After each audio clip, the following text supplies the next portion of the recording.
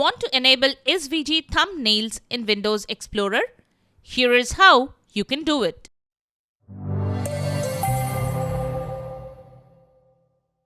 This is the Windows Club. Although Windows 11 and Windows 10 show the default SVG opening app, you can show the SVG thumbnails in File Explorer using this tutorial. It is possible to enable SVG thumbnails in File Explorer in Windows 11 and 10 with the help of Microsoft PowerToys. Here we have shown how to do it. Let's get started. First, you need to install Microsoft PowerToys. Open Microsoft Store and search for Microsoft PowerToys. Select the top option, click on Install.